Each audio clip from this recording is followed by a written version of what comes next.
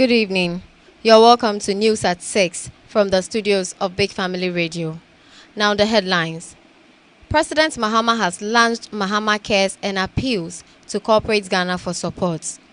Don't let a change in government weaken your resolve against illegal mining. The Education Minister tells UTAG.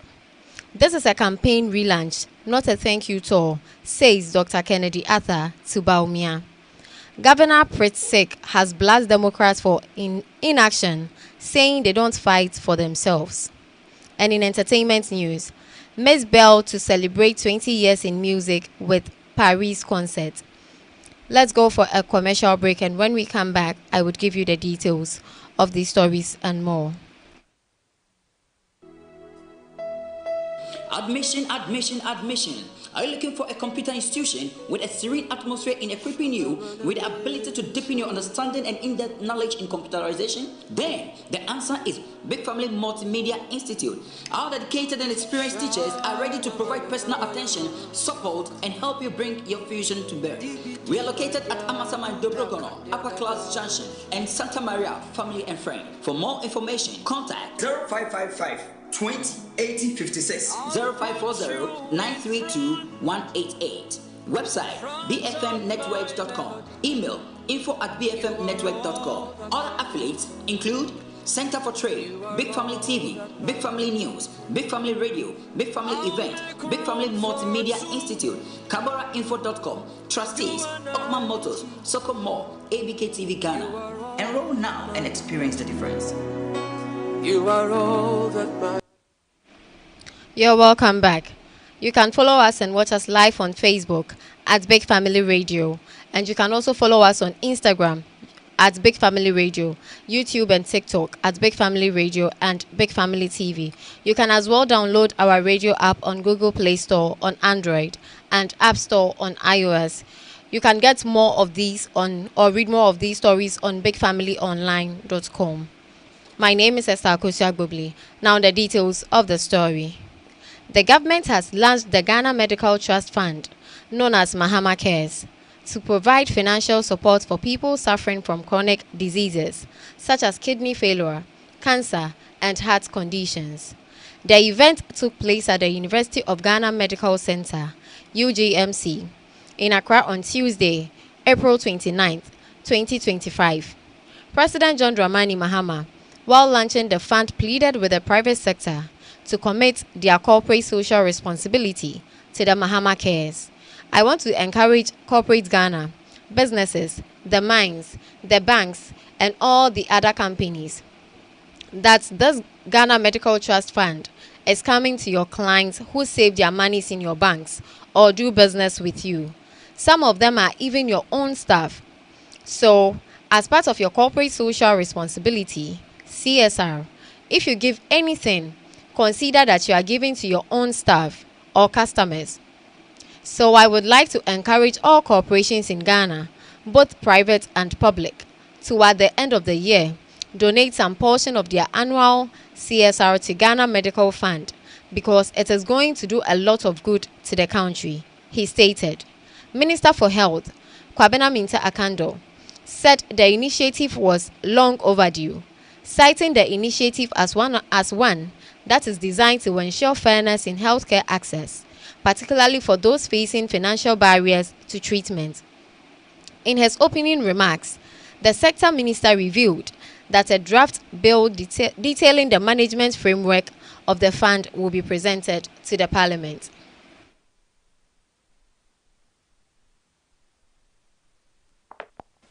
I have a personal connection to non-communicable diseases, and that is because my father died in 2001, and he died of prostate cancer. My mother died in 2016, and she died of complications of high blood pressure and diabetes. My stepmother died of breast cancer. I lost a friend and somebody who worked for me last year. We celebrated 1 year since she passed. I'm sure most of you know Mawena Dumo. She died of breast cancer. And currently, I have a staff in my office whose son is in his 30s and is on dialysis, is suffering kidney failure. And so these are not things that are far away from us. These are things that are close to us. These are loved ones that we're talking about. And so, like Prof. Saite said, we must not see them as statistics. We must see them as real lives that we need to touch and help. But there's the even sadder story of one of my confidants and strong supporters when I started this whole political journey. He was an assemblyman, and he was an executive of our party in Bole Bamboy, where I started my political career as a member of parliament. Very close to me, went everywhere with me. Anytime I went back to the constituency, he was in charge of the southern zone, and so anywhere I went, he went with me. And a few years back, he started to have a problem with his kidneys. And so at the time, there was no dialysis north of Kumasi. And so if you had kidney failure anywhere above Kumasi, you had to travel to Kumasi to do dialysis. And so he used to travel from Bole Bamboy like once every week to do dialysis, go back, and the cost. Moving on, the Minister for Education, Haruna Idrisu, has called on University Teachers Association of Ghana, UTAG, to remain steadfast in its campaign against illegal mining, popularly known as Galamsey, regardless of any changes in government. Speaking during an interaction with former UTAG National Chairman, Dr. Harry Agbenu, in Accra, the minister commended the association's national leadership for their unwavering stance on the issue. I want to particularly thank UTAG for the principled decision you have taken to fight Galamsey. Don't let a change in government weaken your resolve or determination to demand accountability and decisive action from the state, he said on April 28th. Haruna Idrisu emphasized the importance of sustained advocacy, urging UTAG not to relent in let the change in government water down your desire and strength to ask that right be done, and that government must be responsive to responding adequately and sufficiently to resolving that crisis in our country of Galamsey. Moving on, Ghanaian financer, management and consultant and politician, Kwejo Impieni, says former Vice President Dr. Mahamadou Bawumia's thank you tour is really a relaunch of his flag bearer campaign as the opposition party struggles to reconnect with the Ghanaian public. Speaking to the media on Monday, April 28th, he dismissed the tour's official purpose and questioned its timing and sincerity. He added that, "We actually think that we need an apology tour rather than a thank you tour. We should be apologizing to the country for our bad governance." He said a new patriotic party, NPP, had lost credibility in the eyes of the public and needed to do more than offer gratitude. We should also have an accountability process in which we should hold to account the leaders of our previous governments and agencies whose misgovernance, arrogance, and corruption caused our defeat, he stressed. According to Dr. Kennedy, the internal issues within the party have not been resolved, despite public appearances suggesting otherwise. He described the presidential primaries that produced use of your time, I'm going to say thank you. What is happening at this thank you? At this thank you. It's sort of showcasing some future presidential candidates and what has been the outcome. That in your public domain, this is what they are doing to them. What they are doing to themselves. But if people that's what you want to, you are listening to Big Family Radio. Big Family Radio. Obiase Eye. Moving on into the international news. Speaking at a fundraising dinner in New Hampshire on Sunday evening, Illinois Governor J.B. Pritzker delivered a sharp critique of his fellow Democrats, accusing them of a lack of meaningful action. Pritzker argued that the party's failure to mobilize voters in the previous November elections stemmed not from a rejection of democratic values, but rather from a perception that Democrats are unwilling to advocate fiercely for themselves. He stated, "Voters didn't turn out for Democrats last November, not because they don't want us to fight for their values, but because they think we don't want to fight for ourselves." Pritzker's remarks suggest that he believes the Democratic Party has lost touch with everyday Americans and is perceived as being weak or ineffective in championing its own agenda and defending itself against attacks. His analysis implies a need for Democrats to adopt a more assertive and proactive approach to political engagement, demonstrating a willingness to stand up for their principles and challenge opposing narratives. Pritzker's choice to deliver this message at a fundraising event in New Hampshire, a key early primary state, suggests that he may be positioning himself as a voice for change within the Democratic Party and potentially laying the groundwork for a future presidential run. The specific policy areas or political battles Pritzker had in mind when making these comments would provide further context and insight into his critique. Fellow Democrats, for far too long, we've been guilty of listening to a bunch of do-nothing political types who would tell you that America's house is not on fire, even as the flames were licking their faces. Here's the problem with the do-nothing crowd, now telling us what to do. Well, they spent their years watching Republicans illegitimately pack the Supreme Court, take away voting rights from people of color, systematically chip away at the constitutional order. And all the while, they offered, in response, a simple defense of norms and decorum and a blind hope that one day soon, Republicans would wake up to find their better angels. Well, that got us exactly where we are today. So, folks, the reckoning is here.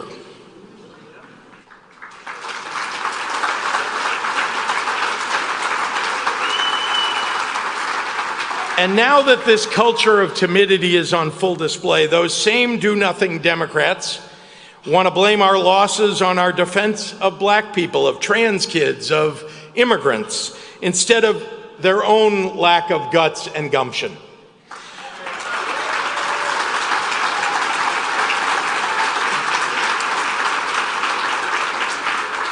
Voters didn't turn out for Democrats last November. Not because they don't want us to fight for their values, but because they think we don't want to fight for our values. We need to knock off the rust of poll-tested language, decades of stale decorum. It's obscured our better instincts. We have to abandon the culture of incrementalism that has led us to swallow the cruelty and the callousness with barely a cowardly croak. Faction with the direction of the Trump administration and a belief that its policies and actions have had a detrimental impact on the United States.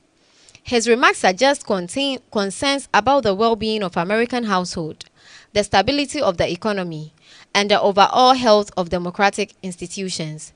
Schumer's statement likely served as a rallying cry for Democrats in Congress, urging them to resist the Trump agenda and offer alternative solutions to the challenges facing the country. The specific policy decisions, executive orders, or events that prompted Schumer's harsh assessment would provide further context and illustrate the basis for his criticisms.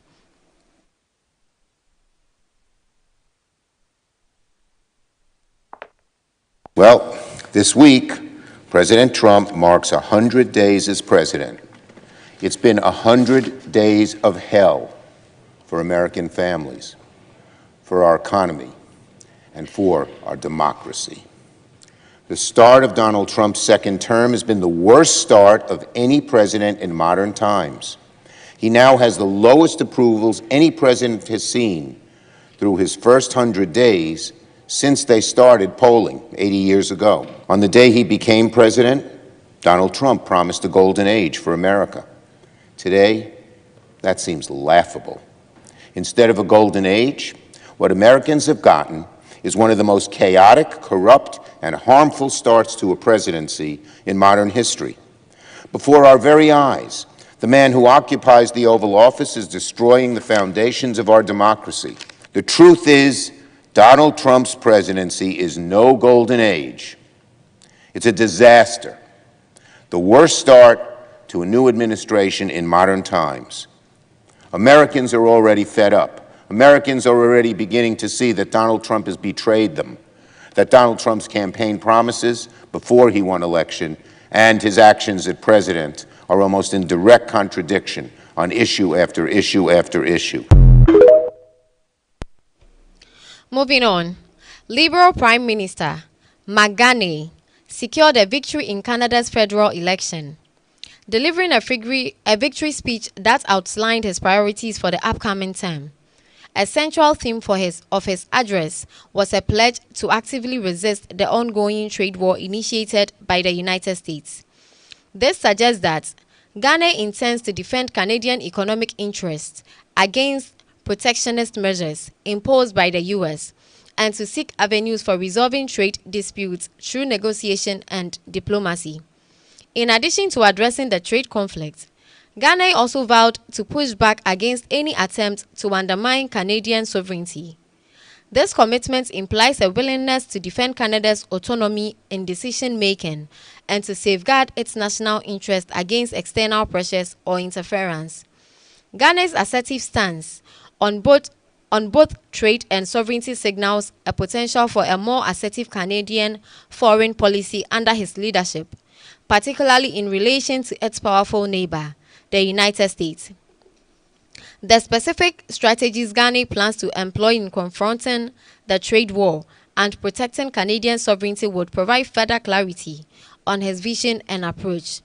It's also important to note Magane has never served as Prime Minister of. Who's ready to stand up for Canada with me? As I've been warning for months, America wants our land, our resources, our water, our country. Never. But these are not idle threats. President Trump is trying to break us so that America can't own us. That will never ever happen.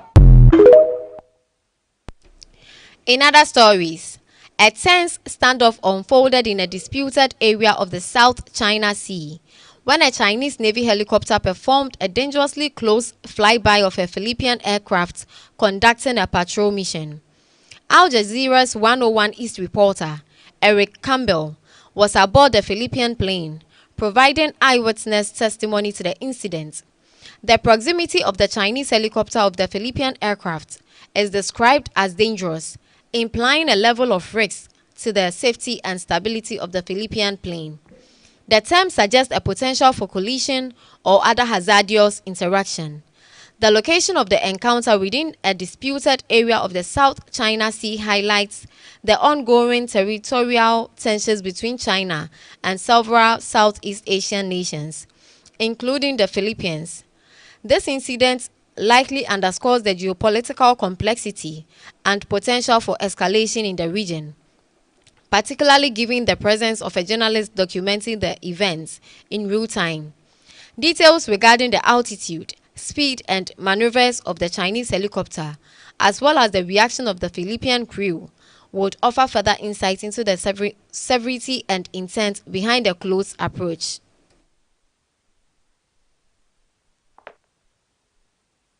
You are violating China's terror airspace. Leave now. Leave immediately.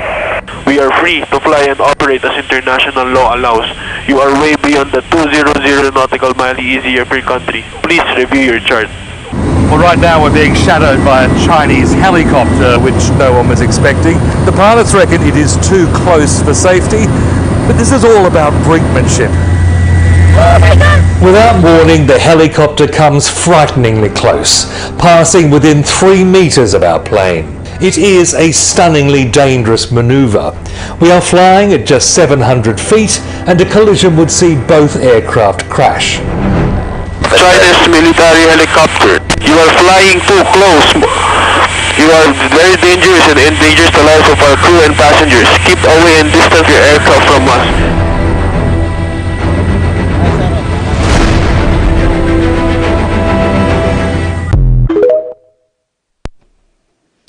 Away from that story, Michael Fakri, the UN Special Rapporteur on the Rights to Food, has accused Israel of employing starvation as a weapon of war against the civilian population in Gaza.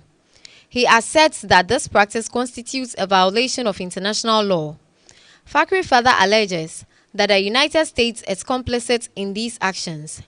His statement implies that Israel is deliberately depriving Gazan civilians of access to adequate food and essential supplies, leading to widespread hunger and malnutrition. This accusation carries significant weight, as the international starvation of civilians is a war crime under international humanitarian law. Fakri's reference to U.S. complicity suggests that the United States, through its political or military support of Israel, is enabling or failing to prevent these alleged violations.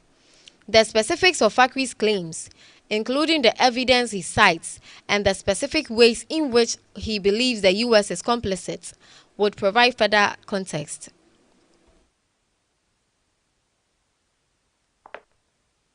Back in January and March 2024, the International Court of Justice recognized the issue of starvation and famine in Gaza in the context of genocide. And we're seeing it yet again.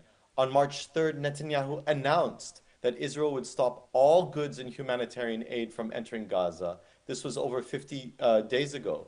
Let's recall that there is an international criminal warrant against Netanyahu and former Minister Gallant for the crime of starvation, for crimes of humanity, for mass murder, and yet they continue announcing their intentions and executing this starvation campaign with no repercussions. Under international law, there is no condition in which anyone can deny humanitarian aid to civilians. So this is Israel admitting that it is using humanitarian aid for civilians as a bargaining chip, as leverage. They're using human lives, Palestinian civilian lives, as a bargaining chip, and this is a clear violation of international law. There's no exception to this. The United States is complicit in the genocide, in the starvation of civilians. Again, there are no conditions.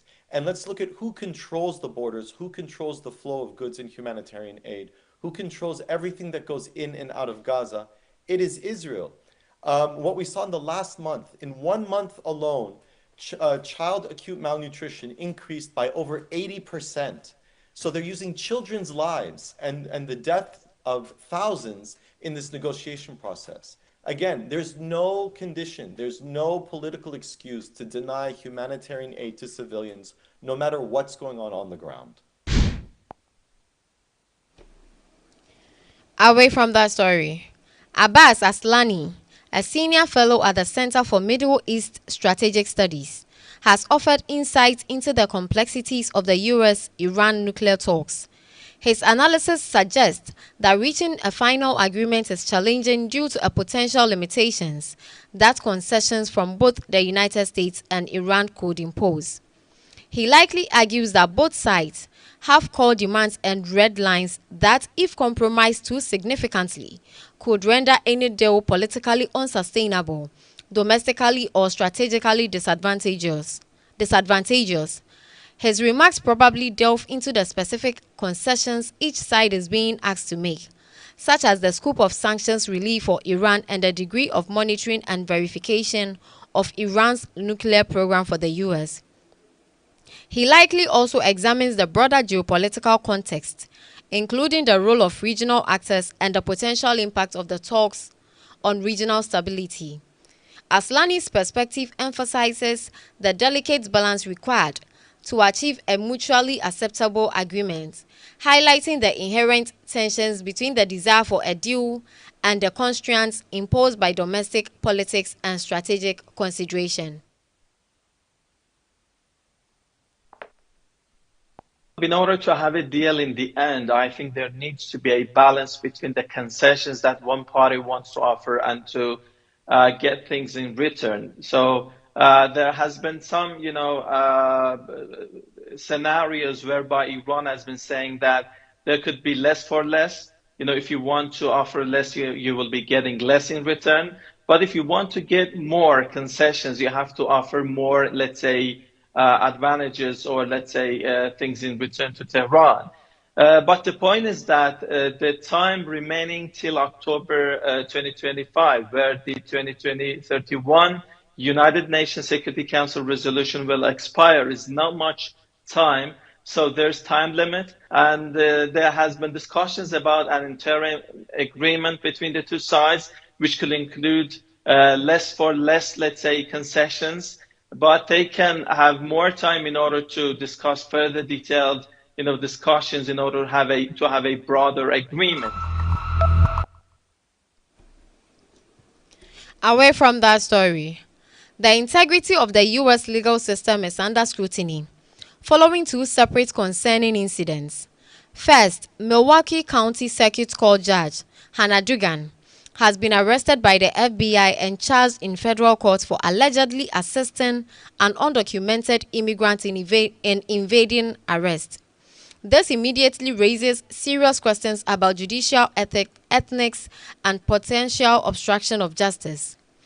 Compounding these concerns, a federal judge in Louisiana reviewed a potentially unlawful deportation. A 2-year-old U.S. citizen may have been deported to Honduras alongside their mother without being afforded due process. Senate Majority Leader Chuck Schumer, speaking with Reverend Al Sharpton, condemned both incidents, calling it outrageous in both cases. He went further, linking these events to what he characterized as a constitutional crisis, stemming from President Donald Trump's attacks on the judiciary and due process. Schumer is suggesting that these are not isolated events, but symptoms of a broader erosion of legal norms and protections. This alludes to a belief that a climate of disrespect for the judicial system, fostered during Trump's presidency, has contributed to such egregious violations of the law.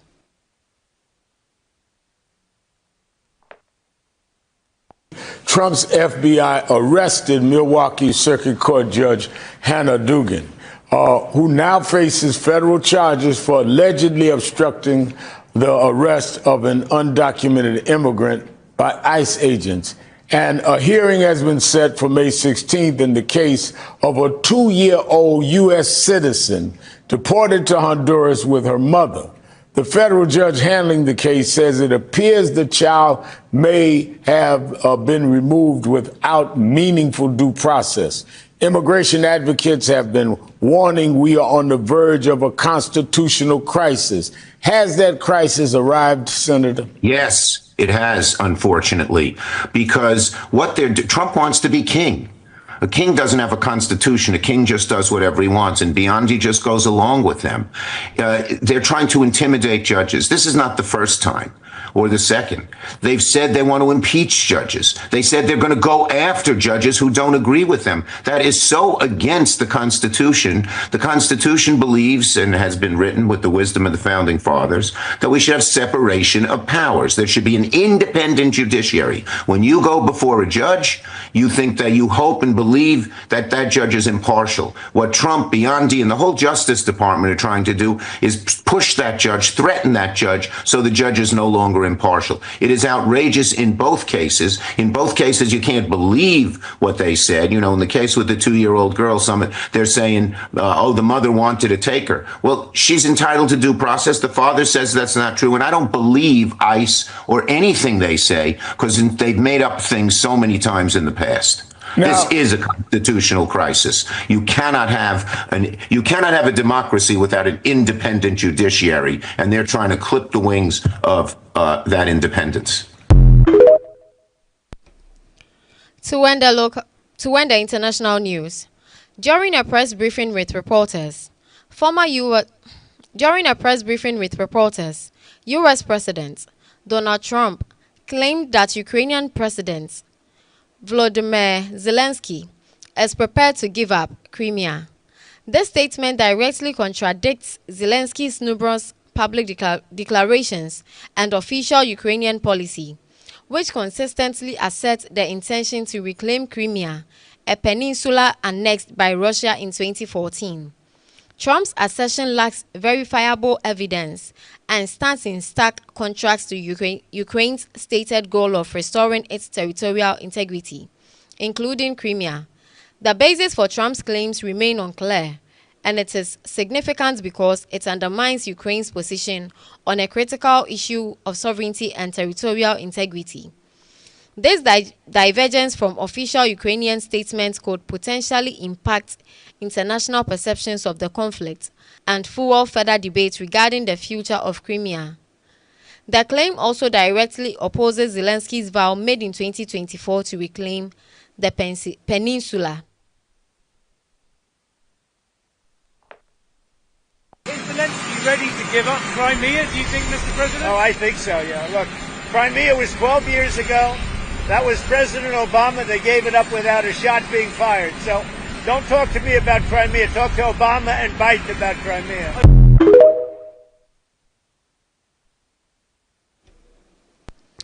In the world of entertainment, Peter Nwachukwu, the husband of the late gospel singer Osinachi Nwachukwu, has been sentenced to death by hanging. This verdict follows a protracted and highly publicized trial in which Nwachukwu was accused of domestic violence and culpable homicide in connection with his wife's death.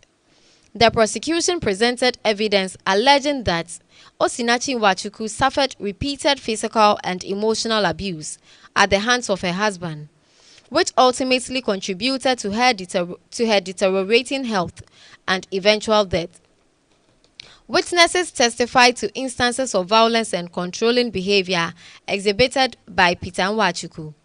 The defense argued that Osinachi Nwachukwu's death was due to an underlying medical condition and that Peter Nwachukwu was not responsible. However, the court found the prosecution's evidence to be compelling and sufficient to establish Nwachukwu's guilt beyond a reasonable doubt. The sentence of death by hanging reflects the severity of the crime and serves as a condemnation of domestic violence and abuse. This case has garnered significant attention in Nigeria and internationally, raising awareness about the issue of domestic violence and prompting calls for greater protection for victims. Legal experts are likely to analyze the evidence presented and the judge's reasoning to determine the strength of the verdict and to anticipate any potential appeals.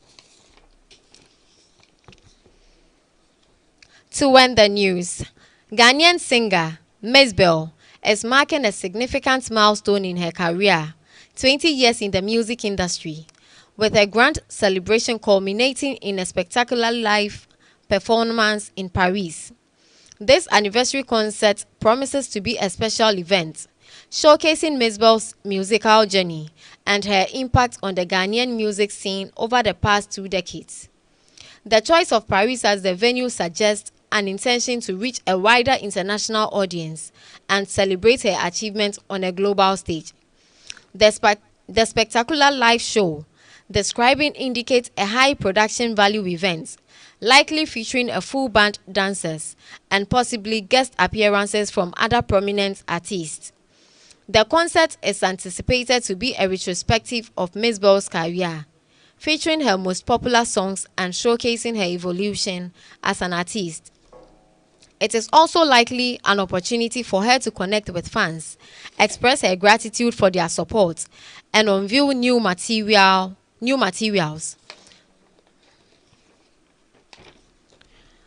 To end the news, the recap of the top stories. President Mahama has launched Mahama Cares and has also appealed to corporate Ghana for support. Don't let a change in government weaken your resolve against illegal mining, the Education Minister tells UTAG.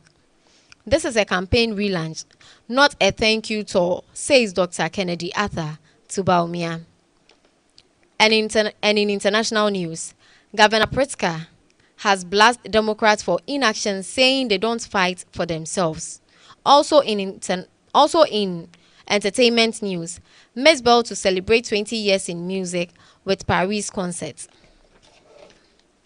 To acknowledge my sponsors: Big Family Multimedia Institute, BFM Store, Trustees Network Group, Center for Trade.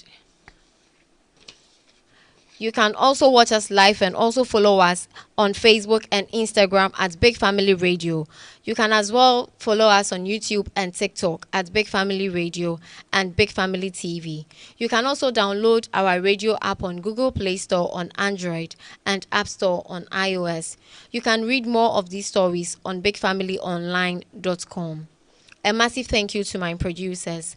Have a good evening. My name is Esther Akusiak Bubli. Thank you for joining News at 6 from the studios of Big Family Radio.